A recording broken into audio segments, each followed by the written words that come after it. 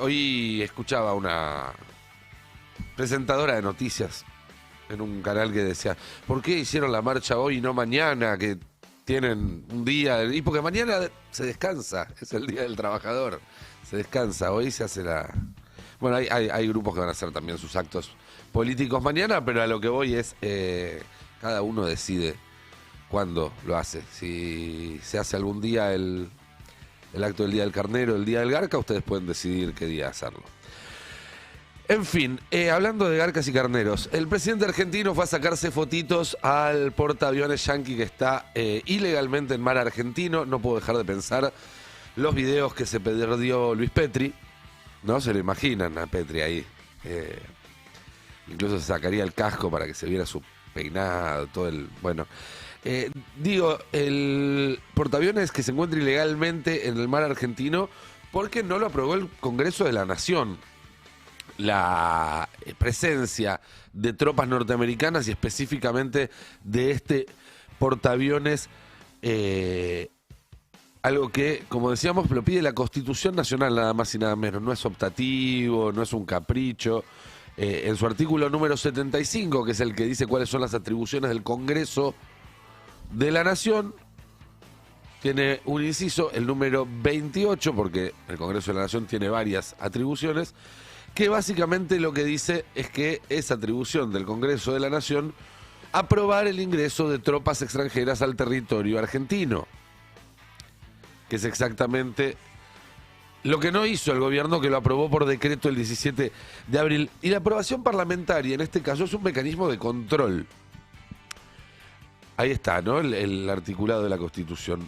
Es un mecanismo de control porque es la única manera que los argentinos sepamos exactamente qué tropas extranjeras entran al país, cuándo, por dónde, cuántos son, para hacer qué, por cuánto tiempo. Algo que es absolutamente esencial para la ciudadanía, porque si no pueden entrar y salir cuando y como quieran. Si depende solamente del Poder Ejecutivo, si dependiera solamente del Poder Ejecutivo, no habría un control, no había un contrapeso, porque el Poder Judicial tampoco tiene potestad para actuar contra los soldados norteamericanos que están participando de estos ejercicios en la Argentina. Si hicieran algo contra la ley, no los podría juzgar el Poder Judicial argentino. Entonces, el control lo tiene que hacer sí o sí el Congreso, no es optativo. El presidente decidió que no pase por el Congreso, por lo tanto todo esto es absolutamente ilegal. Ilegal, es una cesión de soberanía a sola firma. Esta es la autorización que se hizo el 16 de abril, salió el 16 de abril en el boletín oficial, y tiene la firma, además de Javier Milei, del jefe de gabinete Manuel Adorni, del ministro de Interior Diego Santilli, del canciller Pablo Quirno, del ministro de Defensa Carlos Presti, del ministro de Justicia Juan Bautista Maíquez, de la ministra de Seguridad Alejandra Monteoliva, del ministro de Salud Mario Lugones y de la ministra de Capital Humano Sandra Petovelo. ¿Por qué los leo todos? Bueno, porque todos y cada uno de ellos son responsables personalmente de todo acto contrario a los intereses de la Argentina o de cualquiera de sus habitantes que se cometa en el marco o bajo el paraguas de este decreto. Yo no sé qué va a pasar con esto, pero todo lo que pase va a ser responsabilidad de los que pusieron la firma y van a tener que responder. Pero volvamos. Ya no se puede decir que rija plenamente la Constitución en la Argentina. Es hora de decirlo con todas las palabras. Las leyes no se cumplen. Son de cumplimiento optativo. Hay leyes incluso que fueron votadas no una, sino dos veces por ambas cámaras del Congreso y no se cumplen. Los fallos judiciales no se cumplen.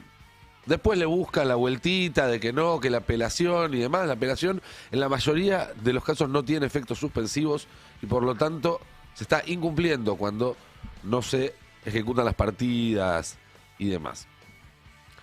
Los derechos y garantías de los ciudadanos, bien gracias, porque uno mira la última reforma, el último decreto que reforma la CIDE, cuando uno mira los acuerdos que se hacen con nuestro visitante ilustre Peter Thiel, cuando uno mira lo que pasa todos los miércoles en el Congreso, está claro que no tenemos derechos y garantías en pleno cumplimiento. Cristina está presa y proscripta. No hay mucho más que decir al respecto. Es una presa política. Sus condiciones de prisión son únicas. No hay nadie más en la Argentina que esté sometida a las mismas condiciones, lo cual da cuenta también de las particularidades de su caso y de la arbitrariedad de su caso. El periodismo no puede ejercer libremente su función, ya sea porque le vetan el ingreso a la casa de gobierno, ya sea porque el presidente insulta a los periodistas que le hacen una pregunta, ya sea porque les hace juicios, ya sea porque se arman campañas de difamación en redes, pero claramente el periodismo no puede ejercer hoy libremente su función en la Argentina, o al menos el gobierno pretende que no lo haga y actúa en consecuencia. Se han dado muchos, demasiados pasos para normalizar el espionaje y la vigilancia interna por razones políticas. Y no hablemos ni siquiera de las condiciones de vida de la mayoría de los argentinos, que fueron los que pagaron todo este ajuste. Y aunque Milei probablemente no lo sepa, porque no debe haber leído la Constitución argentina ni una sola vez el presidente de la Nación, hay un artículo, el 14 bis, que está en la Constitución y que no es un adorno, no es una medallita, no es un... No. Debería cumplirse tal como se cumplen todo el resto de los artículos. ¿Y qué dice? Bueno, dice que el trabajo en sus diversas formas debe gozar de la protección de las leyes, que esas leyes deben asegurar al trabajador condiciones dignas y equitativas de labor, jornada limitada, y no alcanza con poner una ley que diga no podés trabajar más de 8 horas, no podés trabajar más de 12 ahora. Porque si vos salís de esas 12 y necesitas ir a laburar 4 más para que te llegara a fin de mes, no tenés derecho a una jornada limitada, descanso y vacaciones pagadas, retribución justa, salario mínimo vital móvil, participación, bueno, igual remuneración por igual tarea, participación en las ganancias de las empresas, control de la producción y colaboración en la dirección, protección contra el despido arbitrario, todo lo que este gobierno está deshaciendo directamente. El Estado también dice, otorgará los beneficios de la seguridad social, que tendrá carácter de integral y irrenunciable, garantizará a los gremios su actividad. Y alguno me va a decir, bueno, pero eso nunca se cumplió del todo. Y es cierto, nunca se cumplió del todo, es una deuda. Quizás tal vez tenemos un Milei porque nunca se cumplió del todo. Pero también es cierto que nunca hasta acá un gobierno constitucional, y muchos de los no constitucionales también, quedaron, bueno, como moderados al lado de lo que está haciendo este gobierno. Porque nunca hubo un gobierno que haya establecido públicamente como objetivo la destrucción total y permanente de todos estos derechos y garantías. Si Milei pudiera, haría una reforma constitucional para borrar el artículo 14 bis de un plumazo. Y quiero detenerme en lo de borrar permanentemente esos derechos y garantías. No sé si se acuerdan que la semana pasada, después de recibir a Til en la Casa Rosada, Milei dio una nota donde le preguntan cómo le fue en la reunión y dijo que bien, y que el dueño de Palantir lo que estaba preocupado era cómo iba a seguir todo el modelo económico y político después de que Milei ya no estuviera más. Y eso resonó con otras voces que por los mismos días salieron a pedir que se sostenga el rumbo, desde Macri, después de una reunión con Pablo Roca, hasta un editorial del diario La Nación que decía proteger el rumbo, sostener a Milei. Evidentemente hay una gran preocupación en lugares donde reside mucho poder a nivel local e internacional respecto a la sustentabilidad del modelo de Milei. Porque la gente no tiene para comer 2 veces por día, no. Porque la industria se esté desintegrando, no, tampoco. Porque la infraestructura crítica se deteriora por el abandono, no. Por el poco apego a la ley que tienen los funcionarios, no, tampoco. Porque el presidente está notoriamente desequilibrado. Hoy me olvidé de poner el hexágono al principio del editorial. Javier Milei no está apto para ejercer la presidencia de la Nación Argentina. Pero tampoco es por eso que están preocupados, ni porque todo el poder reside en una persona sin ningún tipo de trayectoria ni de formación y que tiene una pública avidez por el dinero. Sí, hablo de Karina. Pero no, lo que preocupa es que hoy se hacen encuestas, ellos hacen encuestas, que no necesariamente son las que se publican, pero también se hacen otras que se publican, que muestran que los dirigentes con mejor imagen pública, y yo diría, después de por lo menos una década, y no sé si no más tiempo en la Argentina, son todos dirigentes, bueno, con un sesgo muy claro en el sentido contrario al de este gobierno. En el caso de una nota de Atlas que se viralizó, se charló mucho en estos días, Miriam Bregman, Axel Kicillof y Cristina Fernández de Kirchner. 3 dirigentes cuya característica en común es que proponen algo radicalmente distinto a lo que hace este gobierno ahora. Básicamente eso es lo que tienen en común los 3. No son candidatos moderados, no son candidatos del establishment, no son mileísmo con rostro humano, no son candidatos de centro, no son candidatos que vayan a sostener el rumbo, son candidatos que proponen algo diferente. Quizás incluso todavía no sabemos exactamente qué, pero sabemos, o por lo menos la expectativa que generan es que sea algo muy diferente. Y acá abro paréntesis, seguro va a aparecer en los comentarios alguien que va a decir, no, Kicillof y Milei son lo mismo porque son todos liberales, o no, hay una conspiración entre Cristina y Milei para voltear a Axel, o no sé, que la rusa Bregman es un agente de Putin, con todo el cariño del mundo, busquen tratamiento, gente. Todavía están a tiempo. Pero, volviendo al tema central, estos intereses, estos grupos de poder, de mucho poder, por cierto, que están interesados en mantener el rumbo, no solamente se preocupan, no solamente se interesan, no solamente lo contemplan, no, actúan para que suceda. Y vaya si lo hacen. Establecen mecanismos que a veces son muy efectivos para blindar sus beneficios, para blindar sus privilegios, y más que eso, para blindar un modelo de país, si es que se le puede llamar país al rol subordinado y lamentable al que pretenden reducirnos. Esos son los verdaderos cepos. Cepos al desarrollo, cepos a la soberanía, cepos a la democracia, porque básicamente lo que están diciendo es: queremos hacer las cosas de tal forma que no importa quién gane las próximas elecciones o las siguientes o las otras, no pueda cambiar lo sustancial del rumbo. Y esto no es una exageración, no es una figura retórica, es exactamente lo que planean hacer. Y lo dicen en voz alta, están tan agrandados que lo dicen en voz alta.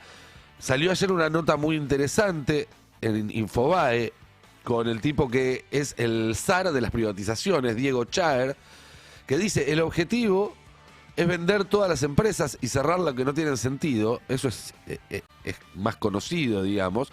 Pero además, cuando uno se mete a leer la letra chica, dice algo más. Y básicamente lo que dice es: nosotros estamos trabajando estas privatizaciones para que no se puedan revertir, para que el día de mañana, si un gobierno quiere revertirlas, le sea muy costoso, le sea muy caro o le sea imposible volver a estatizar estos activos estratégicos. Es decir, que no solamente rematan posiciones estratégicas del Estado para hacer frente al pago de deudas y de gasto corriente, lo cual ya de por sí es malo y muestra la desesperación y la necesidad de divisas que tienen,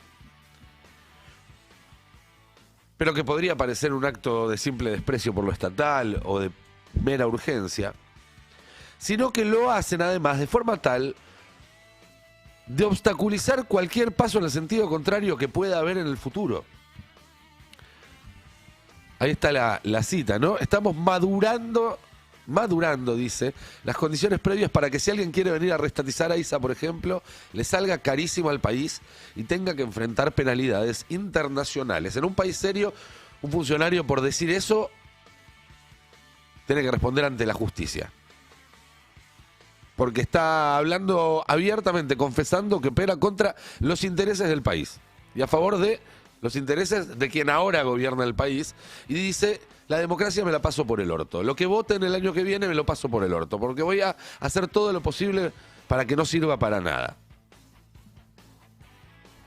Es un plan muy meticuloso de desmantelamiento, a eso voy. No es solo curros, que seguramente los hay. No es solo urgencia para rematar y conseguir guita para pagar la deuda, que también la hay.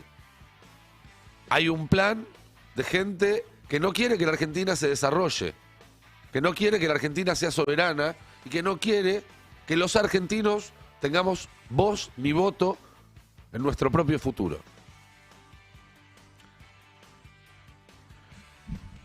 La deuda, por ejemplo, es otro mecanismo de sujeción que funciona de la misma manera. El momento en el cual se quiebra la Argentina no es cuando gana Macri en 2015, es cuando vuelve al FMI en 2018. Ahí es donde empieza la sucesión de crisis, ahí es donde empiezan a pasar cosas que son irreversibles. Lo que hizo Macri los primeros 2 años de su gobierno eran cosas que mal, más allá de la corte y alguna otra cosa, pero que mal, se podían dar vuelta. Ahora, cuando estás 45.000 millones abajo, cuando tenés una pared de vencimientos en los próximos años, imposible, que te obliga a ir a negociar en situación de extrema debilidad con tus acreedores. Cuando esa guita además se usó para una fuga de capitales que destrozó absolutamente el valor del peso, destrozó absolutamente el mercado de capitales local. Cuando te dejó en una situación tal que al llegar la pandemia 2 años más tarde, en vez de poder tomar deuda como hizo la mayoría de los países del mundo, te viste obligado a emitir para cubrir las obligaciones básicas del Estado. Y eso te generó una crisis de inflación enorme. El condicionamiento a las políticas públicas. ¿Se acuerdan que Massa tuvo que devaluar al día siguiente de las PASO? A menos de 2 meses de las elecciones. ¿Eso por qué? Porque lo obligó el Fondo Monetario Internacional. ¿Y por qué lo pudo obligar? Porque antes habían estado Macri y Caputo endeudándose. La mayoría de nuestros males de los últimos años o se originaron o se agravaron enormemente por la deuda. Y ahora es el propio Caputo, la misma cara, el mismo rostro, que viene a terminar la tarea. Y así estamos, con la deuda externa más alta de la historia en este momento. Hay una noticia, salió hoy en la política online.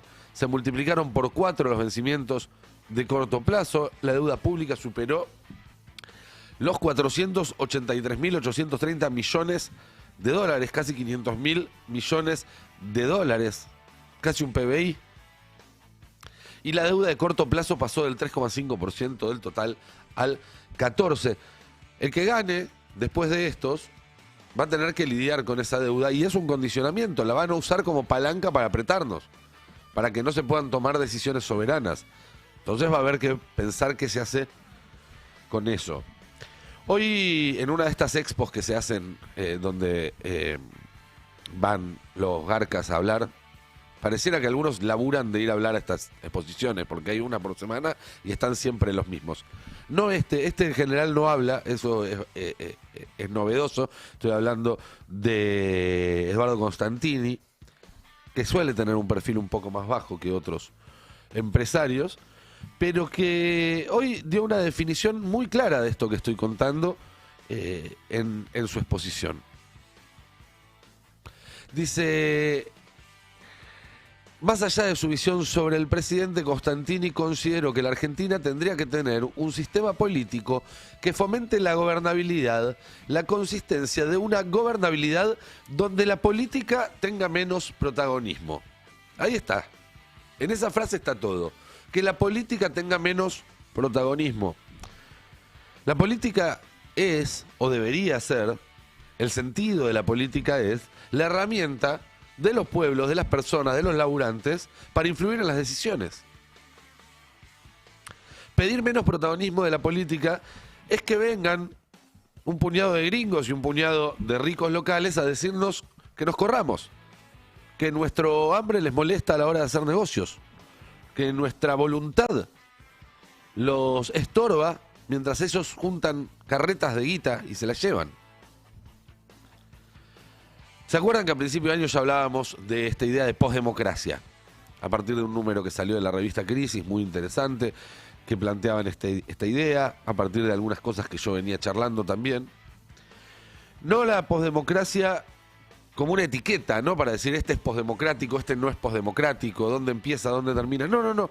Sino como el reconocimiento de que estamos viviendo un proceso distinto, que ya no se rige por las mismas reglas que se regía hace 10, 15, 20, 30, 40 años. Una forma diferente de gestión estatal, que ya no es la que creíamos y en la que ya no ocupamos el rol que creíamos ocupar. El término posdemocracia viene de un libro que ya tiene más de 20 años, que escribió un sociólogo que se llama Colin Crouch. El libro se llama así, Posdemocracia. Y la definición que da Crouch en el libro, en el año 2004, es absolutamente profética. Porque lo que dice es que la posdemocracia es un sistema en el cual, aunque las elecciones continúan celebrándose e influyendo en los gobiernos, el debate electoral es un espectáculo estrictamente controlado, conducido por grupos rivales de profesionales expertos en técnicas de persuasión, y se ejerce sobre un número limitado de cuestiones seleccionadas por estos grupos. Es decir, hay una preselección, un filtro de qué es lo que se vota y qué es lo que no se vota. La masa de ciudadanos desempeña un papel pasivo, limitándose a reaccionar a las señales que recibe. Y aparte del espectáculo de la lucha electoral, la política se decide en privado mediante la interacción entre los gobiernos electos y las élites que representan casi exclusivamente intereses económicos. No sé si les suena un poco esta descripción. En su anteúltimo número que mencionaba recién, la revista Crisis, hablaba de este proceso postdemocrático y decía: se trata del encogimiento del espacio de decisión, o dicho de otro modo, la cristalización de estructuras o dinámicas que se sustraen de la determinación colectiva, la ampliación de lo que no se puede. Y es esto que estamos viendo, es esto de decir, bueno, no importa quién gane, que no se pueda pensar en una Argentina que controle su agua, que controle su petróleo, que controle su energía. No importa quién gane, tenemos que pensar en una Argentina que no le pueda poner impuesto a los ricos, en una Argentina donde se naturalice la injusticia, donde se naturalice la desigualdad. Vos podés decir la carita, vos podés decir el nombre, pero las cuestiones de fondo ya quedaron afuera del alcance de la decisión. Y esto se relaciona con otro concepto, y acá quizás me reitero, pido disculpas para los que ya lo escucharon, el público se renueva, pero que es el concepto que plantea el propio Milei de anarcocapitalismo, y que hay que leerlo como un sistema en el cual los humanos son cada vez menos libres para que el dinero tenga mejores condiciones para multiplicarse y concentrarse sin límites. De eso se trata este gobierno, por eso le interesa también a tipos como Peter Thiel o Elon Musk. Pero es importante entender esto, la plata no desaparece, se concentra. Lo que te falta a vos para tener un plato más de comida, para comprar medicamentos o para que te los dé el Estado, porque alguien los paga, en cualquier caso, para poder viajar bien al trabajo, para que te paguen lo que corresponde a fin de mes. Lo que falta para que la actividad se reactive, para que vuelva a haber consumo, para que las fábricas vuelvan a abrir, no desaparece. Va a unos pocos bolsillos, que son los mismos bolsillos que después financian a los políticos que hacen estas leyes y a los medios que te dicen no queda otra, es la única opción, o como escuchábamos a Constantini hace un rato, hay que correr a la política de la toma de decisiones. Si no está para tomar decisiones, ¿para qué está la política? En realidad lo que quieren es que no haya más política, que se decida todo a puertas cerradas y en función de un Excel con ganancias y pérdidas. Ganancias para ellos, pérdidas para el resto. Ganancias para muy poquitos, pérdidas para 50 millones de argentinos.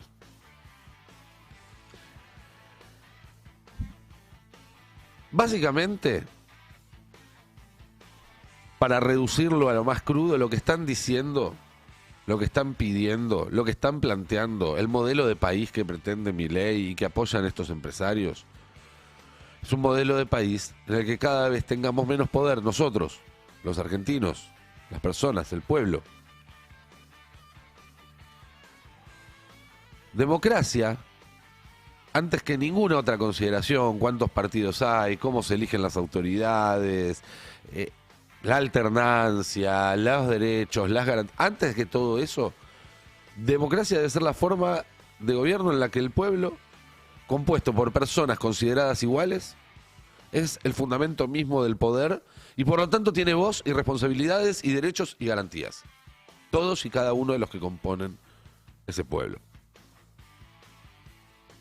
Eso, más que una forma, que un procedimiento, que un instituto, que una ley, eso, esa noción misma de que el poder proviene del pueblo y por lo tanto el pueblo debe ejercerlo, es lo que vienen a cuestionar estos anarcocapitalistas, estos fascistas neoliberales, estos supermillonarios y sus empleados a sueldo en las casas de gobierno, en los congresos y en los tribunales de la Argentina y de buena parte del hemisferio occidental. Por eso, el desafío que hay por delante no es simplemente construir una fuerza que permita ganar la Milei,